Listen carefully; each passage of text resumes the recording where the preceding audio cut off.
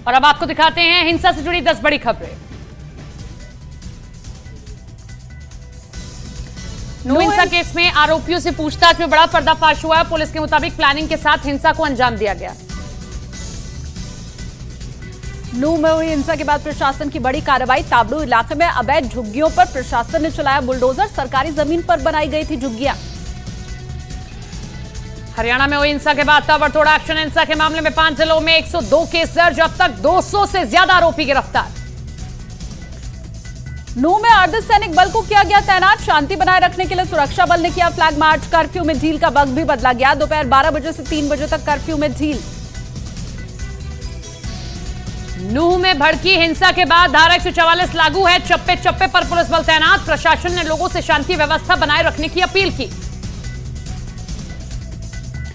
हरियाणा में हुई हिंसा के बाद पुलिस आरोपियों की तलाश में जुटी। 4 गांवों में पुलिस की 8 टीमें कर रही हैं छापेमारी। नूह में हिंसा के बाद प्रशासन प्रभावित इलाकों में एहतियात बरत रहा है। गुरुग्राम में धार्मिक स्थल की सुरक्षा बढ़ा दी गई है। प्रशासन ने नूह में सिविल सोसाइटी के लोगों के साथ बैठक की। प्रशासन ने लोगों से शांति बनाए रखने की अपील की। हिंसा के बाद हरियाणा में अब हालात हुए सामान्य। हालांकि कई जिलों में अभी भी इंटरनेट सेवा बंद। 31 जुलाई को 2 पक्षों में झड़प के बाद पथराव हुआ था। नूह हिंसा में सोशल मीडिया की भूमिका की जांच जारी। भड़काऊ पोस्ट पर प्रशासन की नजर। 21 से 31 जुलाई के बीच किए गए पोस्ट की जा रही है जांच। 31 जुलाई को सोमवार के दिन नूह में कुछ ऐसा हुआ जो शायद नूह शहर के लोगों ने इसके पहले कभी नहीं देखा था। एक के बाद एक कई जगह गाड़ियों में तोड़फोड़, आगजनी और जमकर उपद्रव हुआ है। बताया जा रहा है कि 2 गुटों में जमकर यह बड़ी हिंसक वारदात को अंजाम दिया गया और उसका रूप कुछ इस तरह से गाड़ियों के ढेर के तौर पर देखा जा सकता है। कई गाड़ियां हैं जो अब कबाड़ में तब्दील हो चुकी है। कई गाड़ियों में जमकर तोड़फोड़ की गई है। कुछ गाड़ियों की छत तो ऐसे उड़ी नजर आ रही है जैसे किसी धमाके से उसे उड़ाया गया हो। लेकिन जबरदस्त आगजनी के बाद अब जिस तरीके से पुलिस ने कार्रवाई तेज की है, पैरामिलिट्री फोर्स अब नूह के चप्पे चप्पे पर देखी जा रही है। उसके बाद अब जब सख्त कार्रवाई हो रही है, कई राज फाश हो रहे हैं। और बड़ी खबर यह कि अब इस पूरे मामले की जांच पड़ताल और तेज कर दी गई है। इसके लिए बाकायदा एसआईटी का गठन किया गया है। 6 आईपीएस ऑफिसर्स को अलग अलग टीम बना करके अलग अलग जिम्मेदारियां सौंपी गई है ताकि हर एंगल से इस पर सख्त कार्रवाई हो सके और जल्द से जल्द ऐसे अपराधियों को उनके अंजाम तक पहुंचाया जा सके।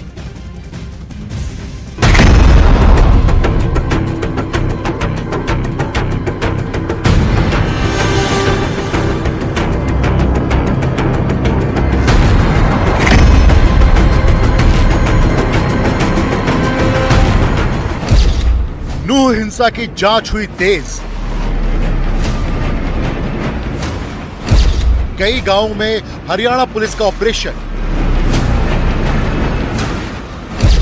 सीसीटीवी से की जा रही है आरोपियों की पहचान। नूह हिंसा केस में आरोपियों की धरपकड़ का सिलसिला जारी है। 31 जुलाई को नूह में 2 पक्षों के विवाद बाद पथराव और आगजनी हुई थी, जिसके बाद यह हिंसा आसपास के इलाकों में भी फैल गई थी और अब इस हिंसा में शामिल उपद्रवियों पर कार्रवाई शुरू कर दी गई है। शासन और प्रशासन पूरी तरह से मुस्तैद है। हरियाणा पुलिस छापेमारी कर आरोपियों को गिरफ्तार कर रही है और उपद्रवियों की पहचान के लिए हिंसा प्रभावित इलाकों में लगे सीसीटीवी कैमरे की भी मदद ली जा रही है। सिर्फ नूह ही नहीं, हरियाणा के दूसरे इलाकों से भी आरोपी पकड़े जा रहे हैं और एफआईआर भी दर्ज की जा रही है।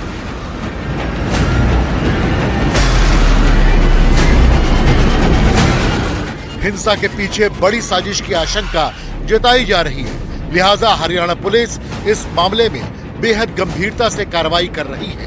जांच के लिए एसआईटी का भी गठन किया गया है। पुलिस की 8 टीम हिंसा की जांच में जुटी है। वहीं 4 गांवों में सर्च ऑपरेशन चलाया गया, जहां से कुछ लोगों को हिरासत में भी लिया गया। उपद्रवियों की पहचान में सबसे अहम रोल हिंसा प्रभावित इलाकों में लगे सीसीटीवी कैमरे निभा रहे हैं। लिहाजा हर सीसीटीवी को बड़ी ही बारीकी से खंगाला जा रहा है ताकि कोई भी गुनहगार बच न पाए। हालत सामान्य करने के सारे प्रयास किए जा रहे हैं। ढील देना करके भी उसी प्रयास का एक हिस्सा है। और हमारा ये प्रयास रहेगा कि बहुत जल्दी, जितनी जल्दी हो सके, लाइफ एक नॉर्मल जनजीवन अपनी नॉर्मल गति से कार्य करें। नूह में शांति व्यवस्था बनाए रखने के लिए पुलिस बल की 34 कंपनियां तैनात की गई हैं और लगातार फ्लैग मार्च भी किया जा रहा है। प्रशासन की तरफ से लोगों से लगातार शांति बनाए रखने की अपील भी की जा रही है। सबको शांति बनाकर रखनी चाहिए। सोशल मीडिया पर कोई उत्तेजनात्मक पोस्ट ना डालनी चाहिए, ना आगे फॉरवर्ड कर। सारा जांच कर रहे हैं। जांच करने के बाद हम सबके सामने सब बात रखेंगे। अभी पुलिस कार्रवाई कर रही है। वहीं गुरुवार को भी कुछ आरोपियों को कोर्ट में पेश किया गया था, जिन्हें न्यायिक हिरासत में भेज दिया गया। यानी साफ है कि हिंसा के बाद अब आरोपियों पर कार्रवाई का वक्त आ गया है। लोकल इंटेलिजेंस की मदद से पुलिस की टीम हर गुनहगार को तलाश कर उन्हें सलाखों के पीछे भेजने की कवायद कर रही है। नूह के आसपास के गांव में छापेमारी चल रही है। हर वो किरदार पुलिस के निशाने पर है जो किसी न किसी रूप से हिंसा में शामिल रहे हैं। फिलहाल नूह में चप्पे चप्पे पर पुलिस फोर्स तैनात है। हालात को सामान्य रखने के लिए हर संभव कोशिश की जा रही है।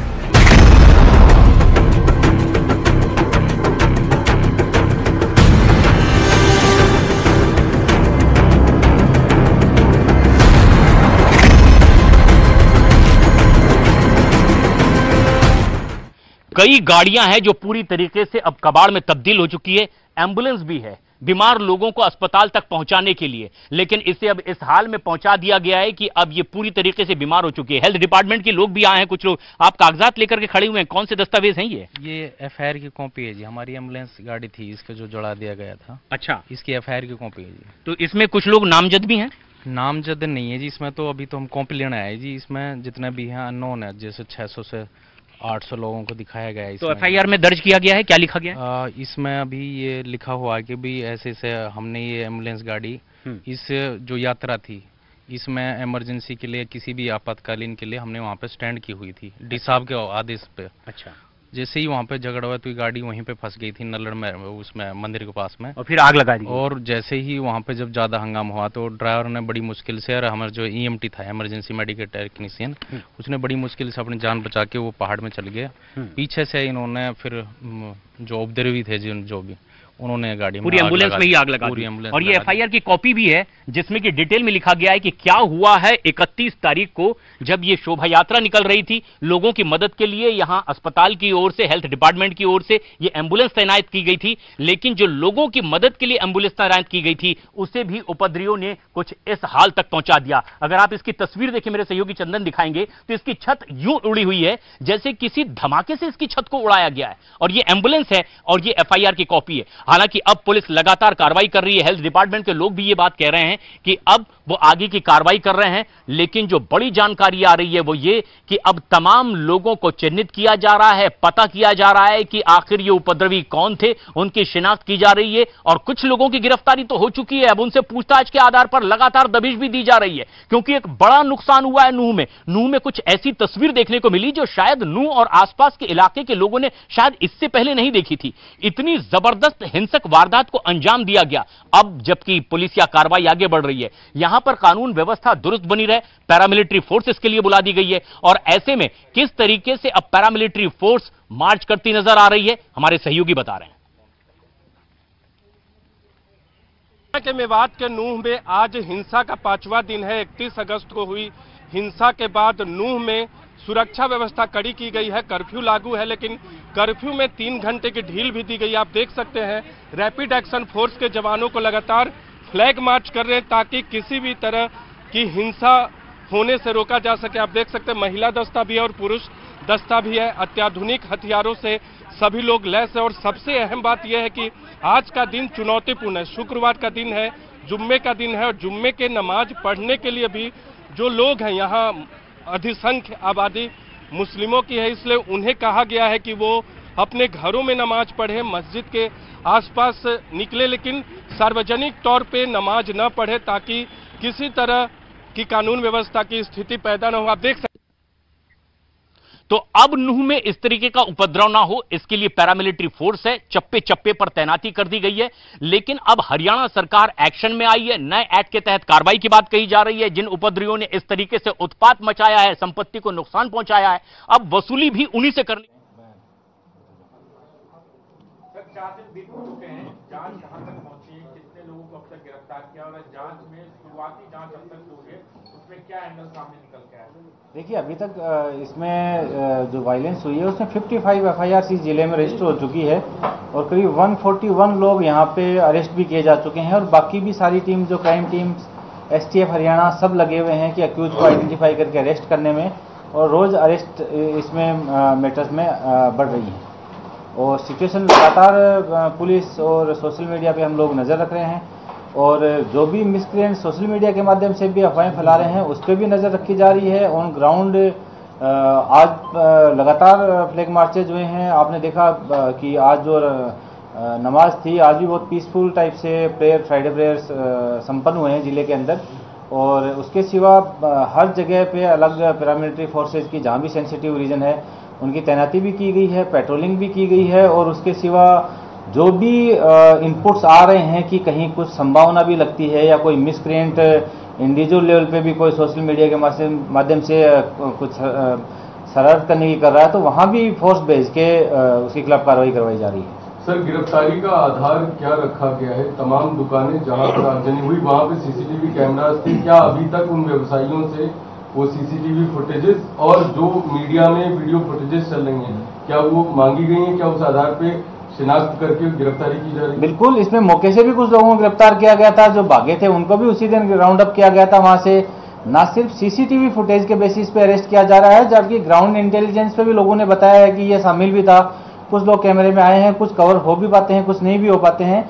कैमरा के बेसिस पे आइडेंटिफाई करके अरेस्ट करने के लिए अलग टीम्स लगी हुई हैं और ग्राउंड लेवल पे जो इंटेलिजेंस के आधार पे जो हमारे गांव में जो भी ग्राम प्रेरी के माध्यम से या जो और भी जो गांव में हमारा लोकल इंटेलिजेंस सेटअप होता है उसके माध्यम से भी हम आइडेंटिफाई करने की कोशिश करके उनको अरेस्ट कर रहे हैं सबको।